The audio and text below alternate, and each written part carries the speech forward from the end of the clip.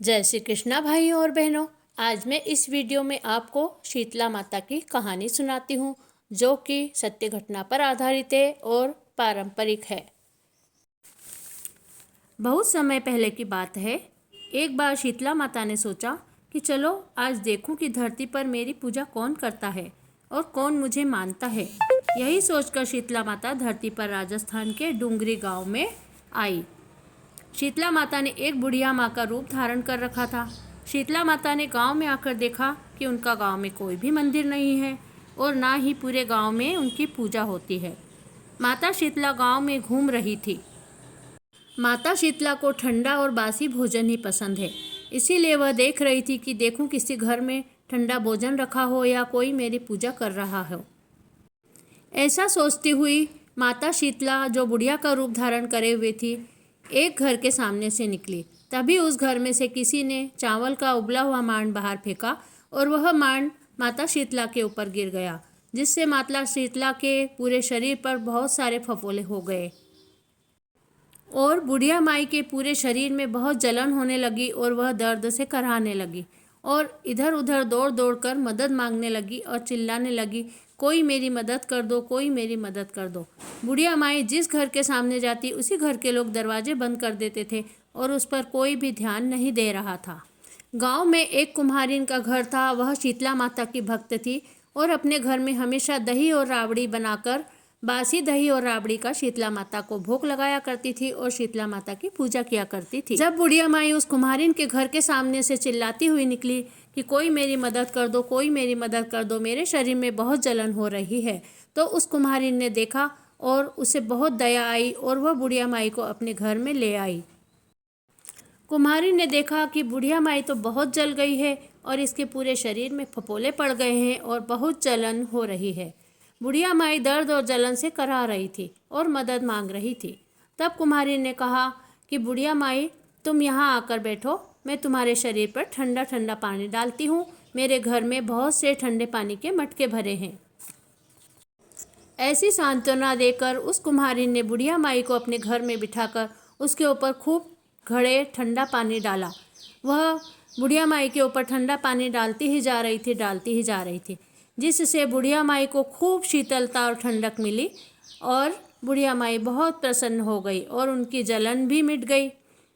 फिर कुम्हारन ने कहा कि माँ, मेरे घर में रात की बनी हुई राबड़ी रखी है और दही भी है, तुम दही राबड़ी खा लो।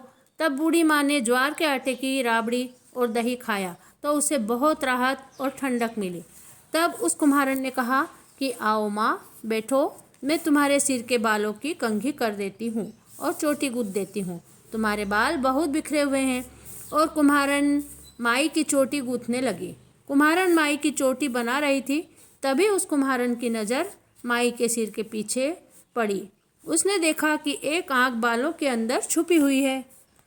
बुढ़िया माँ के सिर के पीछे आंख देखकर कुम्हारन बुरी तरह डर गई और घबरा कर डर के मारे वहाँ से भागने लगी।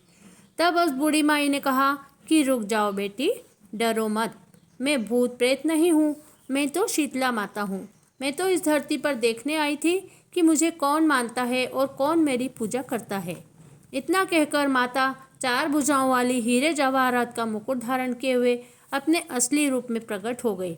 माता को अपने सामने देखकर कुम्हारन सोचने लगी कि अब मैं गरीब इस माता को कहाँ बिठाऊं। तब माता बोली कि बेटी, तुम किस सोच में पड़ गई हो। तब कुम्हारन ने आंखों में आंसू भर गए और हाथ जोड़कर बोली कि माता, मेरे घर में चारों तरफ दरिद्रता बिखरी है और मेरे घर में न चौकी है न आसन है। मैं आपको बिठाऊं तो कहाँ बिठाऊं। मेरे घर में ना तो चौकी है न बैठने का आसन है।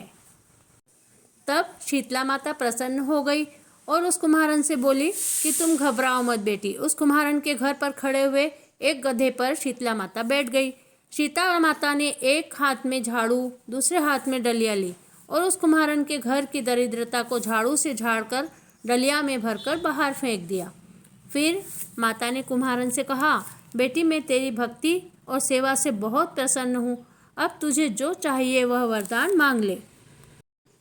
तब कुम्हारन ने हाथ जोड़कर कहा कि हे माता, मेरी यही इच्छा है कि अब आप इसी गांव में स्थापित होकर यहीं रहो और जिस प्रकार अपने आपने मेरे घर की दरिद्रता को दूर किया है, अपनी झाड़ू से साफ करके बाहर फेंक दिया है, और जो भी होली के बाद की सप्तमी को भक्ति भाव से पूजा करके आपको ठंडा जल, दही, राबड़ी और बासी ठंडा भोजन चढ़ावे, उसके घर की दरिद्रता को साफ करना और आपकी पूजा करने वाली हर नारी जाति को अखंड सुहाग रखना, उसकी गोद हमेशा हरी भरी रखना, और साथ ही जो पुरुष शीतला सप्तमी बाल नहीं कटवाए, धोबी को कपड़े न दे, और वह पुरुष भी आप पर ठंडा जल, फूल और नारियल चढ़ाकर परिवार सहित ठंडा बासी भोजन करे, उसके काम धंधे में बहुत बरकत देना और कभी दरिद्रता न आए। तब माता ने कहा कि ठीक है बेटी, तुमने जो वरदान मांगे वो सब मैं तुम्हें देती हूँ। तुम्हें आशीर्वाद देती हूँ कि मेरी पूजा का मुख्य अधिकार धरती पर कुम्हार जाति को ही होगा। उसी दिन से शीतला माता डोंगरी गांव में स्थापित हो गई और उस गांव का नाम पड़ा शील की डूंगरी। शील की डूंगरी में शीतला माता का मुख्य मंदिर है। शील की डूंगरी गांव में शीतला सप्तमी पर विशाल मेला लगता है और शीतला माता की पूजा की जाती है। तभी सब लोग शीतला सप्तमी पर शीतला माता का बासोरा बनाकर शीतला माता की पूजा करने लगे। हे शीतला माता, उस कुम्हारन को दर्शन दिए और उसकी दरिद्रता दूर की, उसी तरह सब पर प्रसन्न होना और हम पर भी प्रसन्न होना। बोलो शीतला माता की जय।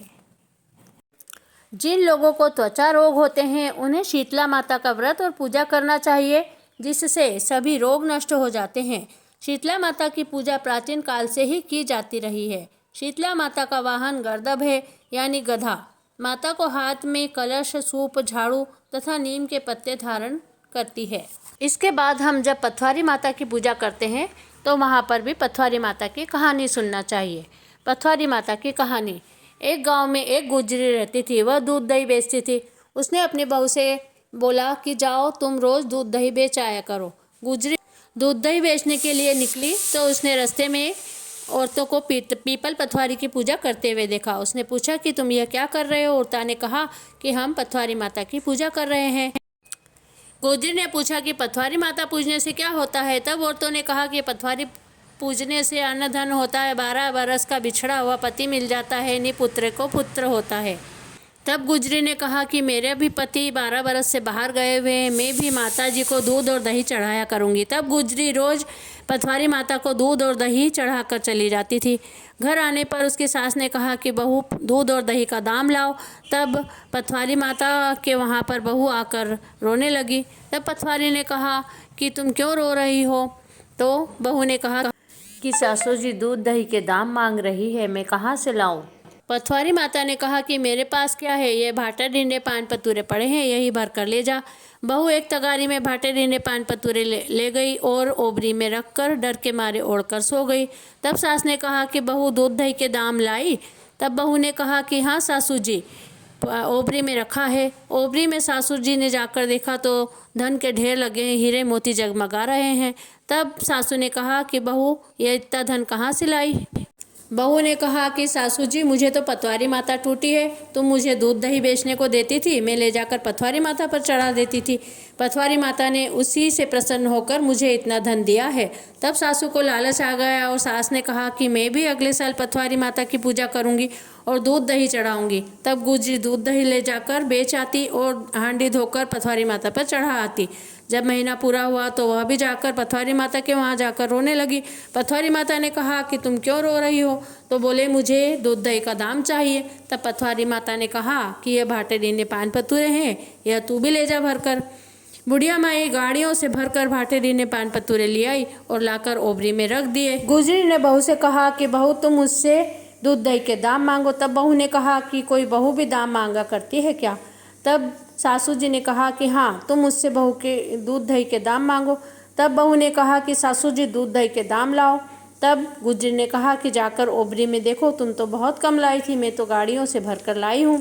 तब बहू ने जाकर ओबरी में देखा कि वहाँ से बहुत से कीड़े मकोड़े कलबला रहे हैं। तब बहू ने सासू जी को आवाज़ देकर कहा कि सासू जी, तुम ये क्या लाई हो? सासू ने आकर देखा तो वहाँ पर कीड़े मकोड़े कलबला रहे थे। तब सासू ने कहा कि पटवारी माता तो दोपड़ी है, तुम्हें तो बहुत सारा धन दिया और मुझे कीड़े मकोड़े दिए। तब सब ने कहा कि तू धन की भूखी सींचे थी, और तारी बहू ने तो सत की सींची थी, इसलिए तुम लालची थी और तुम्हें पथवारी माता ने धन नहीं दिया, और बहू सच्ची थी इसलिए बहू को पथवारी माता ने धन दिया। तुम हांडी धोकर पथवारी माता पर चढ़ाती थी, बहू असली दूध दही चढ़ाती थी। हे पथवारी माता, बहू को टूटी वैसे सब कोई को टूटना, बुढ़िया माई को टूटी वैसे कोई को भी मत टूटना। कहता ने सुनता ने हुकारा भरता ने, थारा नाम लेता ने, बोलो पथवारी माता की जय। सूरज भगवान की कहानी। एक बार सूरज भगवान बस्ती में पूरने जा रहे थे, तो रैना देव जी ने कहा कि तुम कहाँ जा रहे हो? तब सूरज भगवान ने कहा कि बस्ती में पूरने जा रहा हूँ। रैना देव जी ने कहा कि बस्ती में कैसे पूरते हो? तो सूरज भगवान ने कहा कि कीड़े ने कर्ण हाथी ने मन। तो रैना देव जी ने सोचा कि मैं एक कीड़ी को डब्बे में बंद कर लेती हूँ, फिर देखती हूँ सूरज भगवान उसे कैसे खाना देते हैं। तब रैना देव जी ने एक डिब्बी उठाई और उसमें कीड़ी को बंद करने लगी। तब सूरज भगवान ने उनकी टीके का चावल की चींटी की डब्बे में गिरा दिया। रैना देव जी को पता नहीं चला, उन्होंने डब्बी बंद करके रख दी। जब सूरज भगवान बस्ती को पूर कर आए तो रैना देव जी ने कहा कि बस्ती को पूरा है? तब सूरज भगवान ने कहा कि हाँ। तो रैना देव जी ने कहा कि देखो मेरे पास एक जीव भूखा बैठा है, और डब्बी खोलकर देखने लगी। उस डब्बी सूरज भगवान ने कहा कि देखो डब्बी खोलकर। तब उन्होंने देखा कि कीड़ी के मुंह में भी चावल का दाना है। तब रैना देव जी ने कहा कि तुमने कीड़ी को भी कैसे पूर दिया? तो सूरज भगवान ने कहा कि तब तुम डब्बी बंद कर रही थी, तभी तुम्हारे सिर का चावल उसमें मैंने गिरा दिया था। मैं सबको भूखा सुलाता हूँ लेकिन भूखा नहीं उठाता हूँ।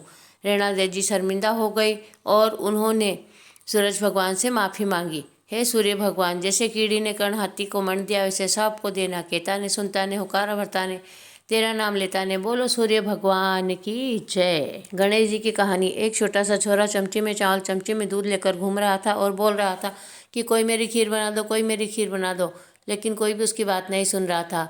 एक बुढ़िया माई बैठी बैठी यह सब देख रही थी, तो बुढ़िया माई बोली, ला रे बेटा मैं तेरी खीर बना दूँ। गणेश जी ने बोला, मामा बड़ा बड़ा कड़ाह चढ़ा दो, नगरी को बुलावा दे दो। गणेश जी इन्हें बड़ा बड़ा कड़ावा चढ़वा दिया। बुढ़िया माई ने बड़े से कड़ावे चढ़ा दिए और उसमें 1 चम्मच चावल 1 चम्मच दूध डाल दिया।